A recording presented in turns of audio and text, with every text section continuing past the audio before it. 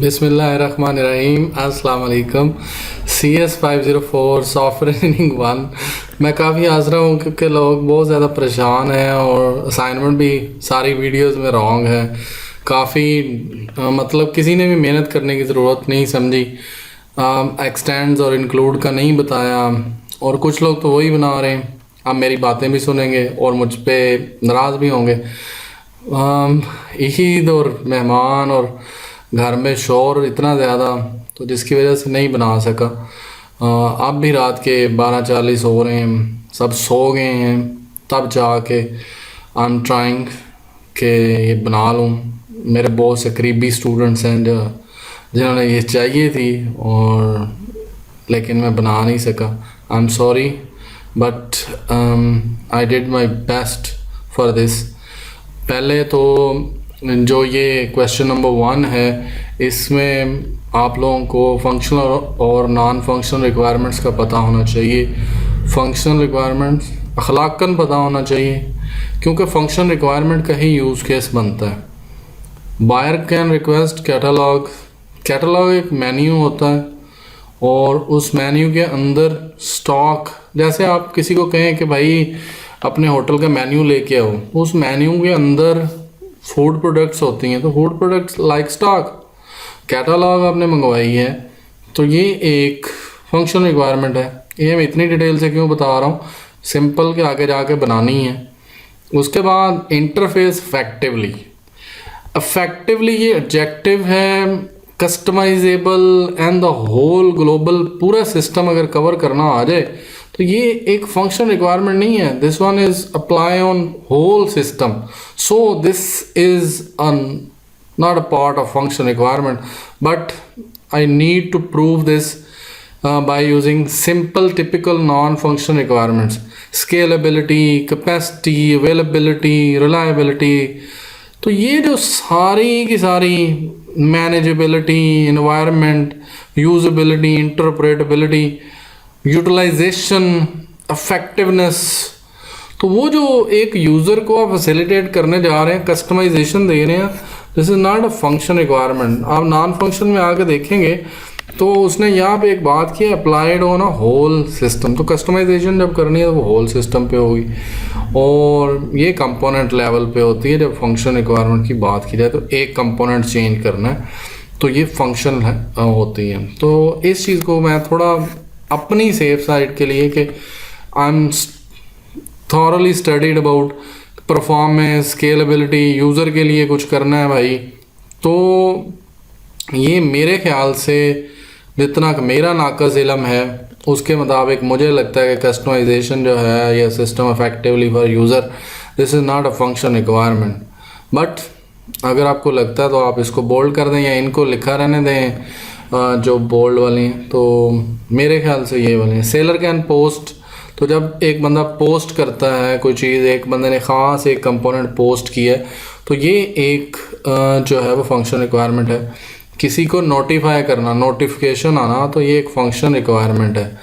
Tender का notification आना और इमेज डाउनलोड करने में कितना टाइम लगता है तो खुदा का वास्ता है, कितना भी लगता है रहने दें। ये डाउनलोड टाइम कभी भी टाइम जो है वो कभी भी फंक्शन रिक्वायरमेंट नहीं होती। Online registration is required. वाह वाह वाह, पहला काम ही यही है कि यूज़र रजिस्टर होगा। तो रजिस्टर एक काम है, तो रजिस्टर होगा तो बाकी सारा खाता खुलेगा। तो रजिस्ट्रेशन एक फंक्शन रिक्वायरमेंट है। तो आप ये जो बोल्ड वाले हैं ये लिख दीजिएगा और बाकियों को रिमूव कर दीजिएगा। मैं तो यही कहूँगा, या इनको हाईलाइट कर दें, रेड कलर कर दें, कुछ भी इस तरह का। नेक्स्ट वन, आपने ऑनलाइन वन डायग्राम एक मॉड्यूल एक बनाना था, लेकिन उसके अंदर उन्होंने बोला include and extend relationship must use. तो खैर से मस्त किया हुआ है जिन्होंने वीडियो बनाई है। तो इंक्लूड पे को कहानी सुनाएं आपको, इंक्लूड क्या होता है। तो मैं यहाँ पे extend is use when use case conditionally add, मतलब जब इफ एल्स आ जाएगा ना कि ये होगा तो फिर ये होगा, मतलब बादल आएंगे तो बारिश होगी, गाड़ी की सीट पे बैठूंगा तो ड्राइव करूंगा, पेट्रोल होगा तो गाड़ी चलेगी। तो this is the base line of extend. Include क्या होता है? इंक्लूड इज सिंपल कि जैसे कोई काम गाड़ी में बैठना है, ये एक है इंक्लूड। इंक्लूड एक मेन्यू के अंदर से दूसरा मेन्यू निकालना। बात ये है, इंक्लूड सिंपल चीज़ होती है कि जैसे किसी ने व्यू करना आइटम, बार बार एक चीज़ को देखना है तो उसको इंक्लूड बोलते हैं। जैसे कि मैं अगर कहूँ कि आपने बगैर कंडीशन के सिर्फ़ और सिर्फ अमेज़ॉन पे जाके तस्वीर देखनी है, तो एक जो विजिटर है उसके लिए वो प्रोडक्ट देखना जो है वो सिर्फ उस वेबसाइट का इंक्लूड है। लेकिन अगर हमने परचेज़ करना है तो लॉगिन करेंगे, रजिस्टर होंगे, लॉगिन करेंगे, फिर परचेज़ कर सकेंगे। तो वो जो रजिस्टर और लॉगिन होना है वो जनाबे वाला एक्सटेंड होगा। और अगर आप उसके बगैर कोई हरकत करते हैं जो लॉगिन हुए बगैर, या फिर लॉगिन हो जाए उसके बाद जाके आप अपने चीज़ें प्रोफाइल को अपडेट कर दें, तो वो उसके पीछे आप इंक्लूड लिख सकते हैं। Include is something that is just a part of the program कि जो एक मेन्यू से दूसरे मेन्यू में जाना है। मैं होम पेज से दूसरे पे चला गया, और मतलब सिंपल काम विदाउट कंडीशंस जो होता है उसको इंक्लूड बोलते हैं। और जब कंडीशन अप्लाई हुए बगैर कोई काम ना हो, रजिस्टर हुए बगैर आप पोस्ट नहीं कर सकते इंफॉर्मेशन, आप ऑर्डर देख नहीं सकते, नोटिफिकेशन सुन नहीं सकते, तो ये एक्सटेंड होगा। Extend base on condition. तो इस चीज़ को आपने समझना है कि एक्सटेंड और इंक्लूड। मैं यहाँ पे, मुझे एक वेबसाइट पसंद है, दिस वन, मैंने इसे थारोली स्टडी किया जाके। स्टैक ओवरफ्लो, मेरी वीडियो भी है स्टैक ओवरफ्लो के ऊपर, व्हाट इज स्टैक ओवरफ्लो, वो भी आप देख लीजिएगा। और चैनल को सब्सक्राइब कर दें और वीडियो को लाइक कर दें लाजमी, और शेयर भी कर दें क्योंकि लास्ट डे है तो लोगों तक पहुंच जाए सब तक, और आपका भी भला हो जाए, सबका भला हो जाए, मेरा भी भला हो जाए। और चलते हैं जी आगे। इसकी एक और आपको कि ये किस तरह की यूज़ केस है, online market place use case diagram. तो जैसे एक मार्केट प्लेस होती है, ऐसे आपको नज़र तो आ रहा होगा फाइवर। तो फाइवर के ऊपर अगर मैंने ये देखें अब क्या लिखा हो, बायर रिक्वेस्ट और इस तरह का, सेलर रिक्वेस्ट, सेलर पोस्ट। तो ये एक फाइवर या अपवर्क ऑनलाइन अर्निंग के लिए जो होती हैं, तो उनके लिए ये वेबसाइट है कि लोग, या OLX को आप देखें तो मुझे ज़्यादातर लगा था कि ये OLX के जैसी है। 99% मुझे अभी भी लग रहा है कि OLX जैसी है, या फाइवर जैसी है, या अपवर्क जैसी है, या फ्रीलांसर जैसी है, या पीपल पर आवर जैसी है। तो ये वेबसाइट्स जो मैंने बोली हैं, इन जैसी इसकी जो है वो लुक है, इसकी यूज़ केस डायग्राम। मैंने मुख्तलिफ़ तरीके से सर्च करके देखा है कि वो किस तरह टेंडर या ऑर्डर जो है वो ऑनलाइन मैनेजमेंट सिस्टम। तो इस तरह की एक जो है ना वो, ये देख, what are the extends and include with the use case. I searched about it, I didn't ever post anything without research. तो ये देखें मैंने कितनी यूज़ केस देखी है, और मैंने कितनी दफ़ा 504 की पिछली असाइनमेंट्स बनाई हैं, और मैंने कितनी यूज़ केस लास्ट टाइम भी मैंने जो बनाई थी वो भी आप वीडियो देखिएगा, आपको मज़ा आएगा कि वो भी मैंने एक वेव के रिलेटेड बनाई थी। एयर वेव ये है तो कुछ वो इसी तरह की थी। ये ऑनलाइन रिजर्वेशन सिस्टम चेक करें ज़रा इसके इंक्लूड। तो आपको यहाँ पे आके अगर आपने ख़ुद तसल्ली करनी है ना, तो ये आप ऑनलाइन एयरलाइन रिजर्वेशन सिस्टम और इस तरह की चीज़ों को लाजमी गौर से देखें कि इंक्लूड क्या है और एक्सटेंड क्या है। तो इन सब को आपने जब सब कुछ क्लोजली देख लिया, ख़ुद पढ़ लिया, तो मेरा ख्याल आपको अंदाज़ा हो जाएगा कि आप क्या गार्बेज देख रहे थे डिफरेंट जगह से, और डिफरेंट जगह से आप ले रहे थे। तो आपको आइडिया हो जाएगा। Let's move to the solution. ये देखें जी, बायर को रजिस्टर होना था, ये एक आया जी एरो रजिस्टर होने के लिए। सेलर ने रजिस्टर होना था, हो गया। ये कोई एक्सटेंड नहीं है, ये सीधी फंक्शन रिक्वायरमेंट है, तो एक्सटेंड इसका नहीं होता। एक्सटेंड रजिस्टर होने के बाद है, क्या होना है, रजिस्टर होने के बाद कंडीशन है कि आपने क्या होना है, लॉग इन और लॉग आउट। तो ये या दोनों अलग अलग बना सकते थे। एक्सटेंड्स रजिस्टर होंगे। If you are register then you can log in and log out. अब आपको मेरा ख्याल एक्सटेंड समझ आ गया होगा। Next one, register. If you are register then you can update your profile. आपको नहीं बताया हुआ उन्होंने लॉग इन या अपडेट, तो इसका मतलब आपने खुद सर्च करना था कि ये इसके बाद क्या होने वाला है। Next one, buyer can view catalogue. एक बंदे ने कोई चीज़ खरीदनी है, उसने वो कैटलॉग देखी, कैटलॉग में क्या चीज़ थी आप डेफिनेशन पढ़ लें।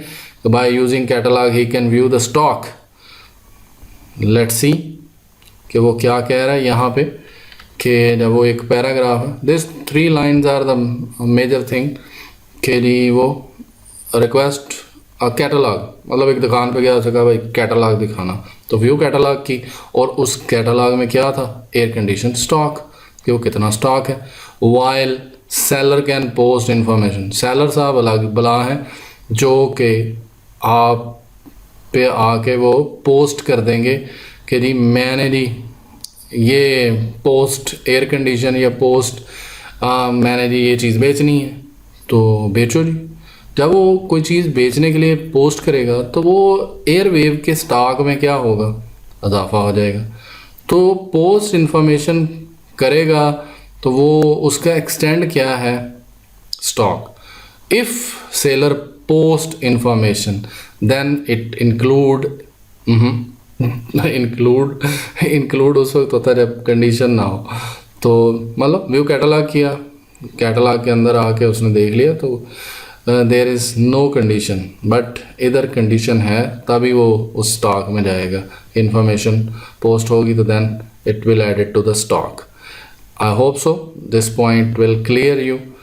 कि जी नेक्स्ट वन जो है वो उसने सिंपल बोला कि जी इन ड्यू टाइम, बड़ी यहाँ पे मुझे थोड़ी सी क्लिक हुई थी, इन ड्यू टाइम। ये ऑनलाइन रजिस्ट्रेशन और रिक्वायर्ड था दोनों के लिए, तो वो मैंने पहले फंक्शन रिक्वायरमेंट बना दी। In due time, this one is a important thing. In due time airway will notify successful tenders. ये आखिरी वर्ड टेंडर्स आ गया, टेंडर इससे पहले तो कोई यहाँ पे टेंडर शेंडर कुछ भी नहीं था, तो ये टेंडर कहाँ से बला आ गई। तो मैंने कोशिश की कि एयरवेव ने, जब ये भाई साहब बायर ने कोई चीज़ स्टॉक में से पसंद आ गई, तो वो क्या करेगा, वो कहेगा मैंने ख़रीदनी है। तो जब वो ख़रीदनी होगी तो एयरवेव उसका क्या करेगी, क्रिएट टेंडर करेगी। जब वो टेंडर क्रिएट करेगी, उस टेंडर के ऊपर बायर साहब बिड करेंगे और सेलर भी देख सकता है। लेकिन क्योंकि इतनी तफसील तो बता ही नहीं हुई थी, और ऊपर से है भी 10 नंबर का, तो मैंने सिर्फ इतना ही किया कि क्रिएट टेंडर, क्योंकि उसने नोटिफाई का बोला था, क्रिएट टेंडर, टेंडर से टेंडर क्रिएट होगा तो टेंडर का स्टेटस आएगा। If tender is created then show the status. Status जब शो करना था तो स्टेटस रिजेक्टेड, टेंडर का स्टेटस एक्सेप्टेड, तो इफ़ तो लगनी है ना, रिजेक्ट हुआ या एक्सेप्ट हुआ। और वो जो टाइम लिमिट थी इन ड्यू टाइम, क्योंकि टेंडर का स्टेटस इन ड्यू टाइम होना है, तो वो भी क्या होगा, एक्सटेंड होगा। और टेंडर स्टेटस के अंदर क्या है, इंक्लूड होती है नोटिफिकेशन, यानी टेंडर स्टेटस का कंडीशन तो लगनी इन एक्सेप्ट और रिजेक्ट के ऊपर है या टाइम लिमिट के ऊपर होगी, लेकिन उसके अलावा तो नोटिफिकेशन तो जाना ही जाना है, वो तो टेंडर स्टेटस के अंदर है नोटिफाई होना। तो नोटिफाई किसको करेगा, बायर को भी और सेलर को भी। तो किसने नोटिफिकेशन भेजा है, एयरवेव सिस्टम ने। तो एयरवेव सिस्टम वैसे यहाँ ना भी हो तो उसके अंदर भी हो सकता है। तो नोटिफिकेशन गया, नोटिफिकेशन दोनों की तरफ। तो जो इंक्लूड थे उनका मैंने कलर थोड़ा सा डिफरेंट कर दिया, जो एक्सटेंड थे उनका कलर ब्लूइश रख दिया, जो फंक्शन रिक्वायरमेंट टाइप थी कोई चीज़ तो उनका मैंने ऑरेंज टाइप थोड़ा सा कर दिया। कोई चीज़ अगर रह गई हो तो view catalogue I think so, इसका कलर जो है वो करना पड़ेगा ऑरेंज, क्योंकि वो ये बताया हुआ है। तो यहाँ से ये 3-4 चीज़ें तो बताई हुई थी। स्टॉक जो है ये एक्सटेंड है एक तरफ से और एक तरफ से इंक्लूड है, तो मुझे यहाँ पे ही सारी गेम है। बाकी एयरवेव जो है वो इनवाइस भी बना सकती है आप खुद से भी काफ़ी सारी चीज़ें ऐड कर सकते हैं। बाकी मेरे ख्याल से जो बताया गया था उसके मुताबिक तो इतना की ही बनता है, और इंक्लूड और एक्सटेंड की बातें तकरीबन हो गई हैं, और जो उनको तसल्ली चाहिए होगी वो मिल चुकी है। बाकी अल्लाह मालिक है, मैं तो इतना ही कर सकता था और ईमानदारी से जितना मैं कर सकता था। Thank you, thanks for watching.